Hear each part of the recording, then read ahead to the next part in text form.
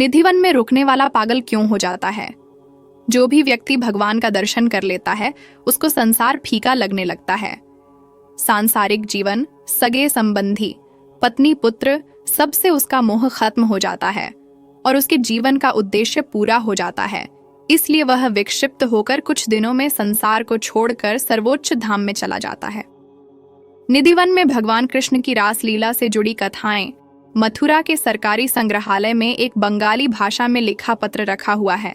यह पत्र बंगाल के एक व्यक्ति ने अपने गुरु को लिखा था, जिसने छिपकर कृष्ण और राधा को रास रचाते हुए देख लिया था। इस पत्र में लिखा है, गुरुजी, आप कहते थे कि निधिवन में भगवान रास रचाते हैं, लेकिन मैं आपकी बात पर भरोसा नहीं करता था। लेकिन जब मैं निधिवन में रात को रुका तो साक्षात बांके बिहारी का राधा रानी व गोपियों के साथ रास रचाते हुए दर्शन किया। अब मेरी जीने की कोई इच्छा नहीं है। मेरे जीवन का उद्देश्य पूरा हो गया। श्याम सुंदर की सुंदरता के आगे यह संसार तुच्छ है। वह व्यक्ति 3 दिन तक बेसुध जमीन पर पड़ा था और उसके मुंह से झाग निकल रहा था। निधिवन से निकलने के बाद उसने खाना पीना छोड़ दिया था और गुरु को पत्र लिखकर उसने प्राण को त्याग दिया था। मान्यता है कि निधिवन की सभी लताएं गोपियां हैं जो एक दूसरे का हाथ पकड़कर खड़ी हैं। जब रात में राधा रानी जी और बिहारी जी रास लीला रचाते हैं तब वहां की लताएं गोपियां बन जाती हैं।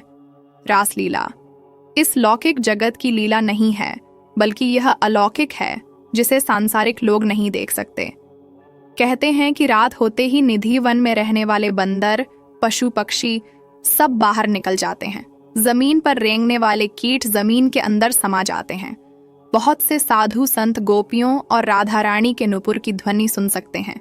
निधि वन के आसपास रहने वाले लोग भी आभूषणों की ध्वनि सुनने का दावा करते हैं। जब रास करते हुए राधा रानी थक जाती है तब भगवान उनके चरण दबाते हैं और रात्रि शयन करते हैं।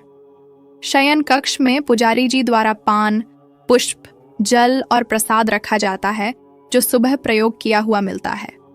पात्र में रखा जल पीला हो जाता है और पान चबाया हुआ मिलता है। यहाँ मौजूद महंत बताते हैं कि हर रात भगवान श्री कृष्ण के कक्ष में उनका बिस्तर सजाया जाता है। जब सुबह मंगला आरती के लिए पंडित उस कक्ष को खोलते हैं तो कमरे का सामान बिखरा हुआ मिलता है, अर्थात श्री कृष्ण राधा रानी विश्राम करते हैं।